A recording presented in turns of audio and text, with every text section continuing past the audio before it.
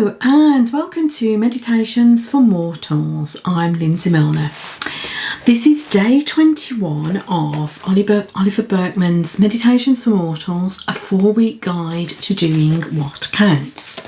And in this book, he suggests that we take one chapter a day and work through the principles, reflecting on what he's covering that day. And day 21 is what's an interruption anyway? And it's on the importance of staying distractible. Now, I think Burkeman's actually addressing two slightly different things here, because what he's saying is real life is full of interruptions. We can't filter them out. We have to deal with interruptions as they happen, and in some respects it's good to embrace the interruptions because they can be good things. They may not necessarily be good things, but often paying attention to what's happening right now is more fun, more enjoyable, more rewarding than shutting out life because we think life shouldn't be about interruptions. And what he does is he gives an example of, you might have time blocked some time to focus on work, but your small child comes home from school bursting with pride, wanting to tell you a story about something that's happened at school. And he says it's really important in those moments to give your attention to the interruption, even if you do have to say, I really want to hear about this, but unfortunately I need to concentrate on this for the moment. I need to work through this, but when I've done, I'll be with you and we'll talk about it. So I get what he's saying there. I'm on board with the principle that, things happen. We can't predict how our day is going to go.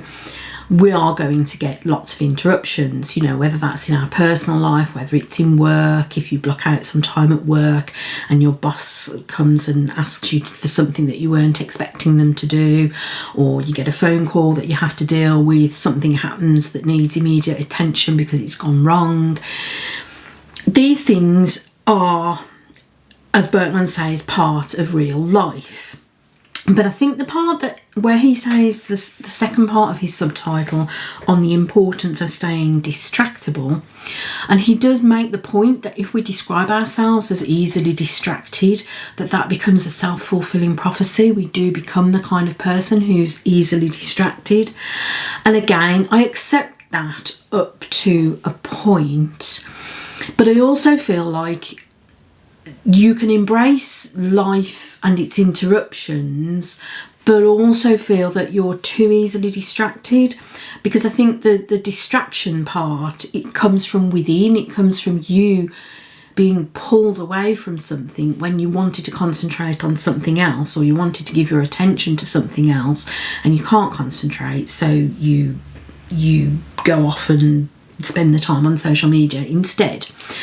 And I have to say that whenever I'm reading a book, it doesn't matter how interesting the book is, if I read in that book about the dangers of distraction on social media, I immediately get this almost overwhelming urge to stop, go check my social media right now, because the pull of that is just so strong. And he does make the point as well that actually he thinks that social media, digital distraction isn't really about being distracted, because the pull of it is so strong that we're compelled to stay on it. We watch one video and it leads us on to the next, and we watch that and we watch that. And with the short form videos, with things like Instagram Reels, I'm not on TikTok, but I can only imagine how the compulsion to watch one TikTok after another, it's set up to do that. So his argument is that because that holds our attention for such a long time, that's not about distraction and being distracted. That's about not being purposeful or intentional about how you spend your time. And I think he's got a point as well, that I mean, yes, those things do grab our attention and we find that we're compelled to sort of keep going. Sometimes even at the same time as thinking, I don't want to be doing this, but just one more. And that's what happens.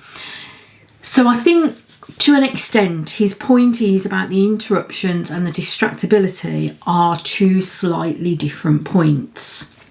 I think it's probably worth revisiting Digital Wellbeing, a book that I did cover recently about how to avoid that digital constant being sucked into it and it draining all our time and attention.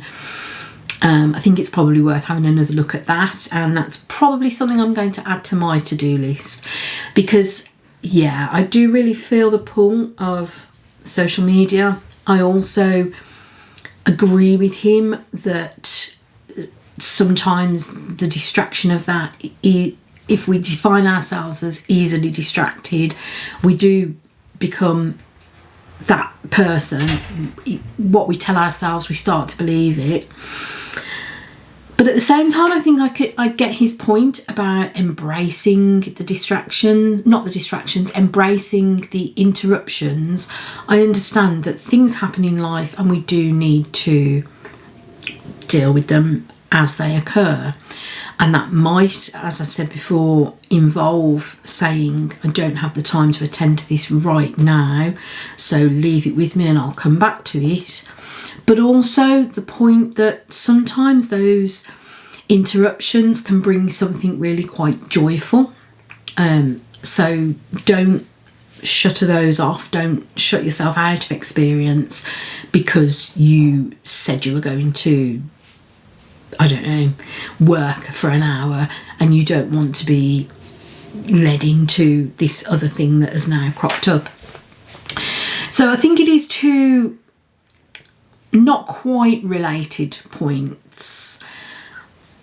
I think as well, this week, the week that we've been focusing on for, 2 weeks in my case, is about letting go. So I think that process of letting go of the control, of understanding that we can't control everything that happens, we can't always control our reactions to those things. I think those are really good points, and it's worth considering that, you know, we can't always exert that amount of control over our attention. What do you think? How do you feel about interruptions? I'd love to see your comments, and I will see you next time for week 4, day 22. I'm Lindsay Milner. That is Oliver Burkeman's Meditations for Mortals, a 4-week guide to doing what counts. See you soon. Bye.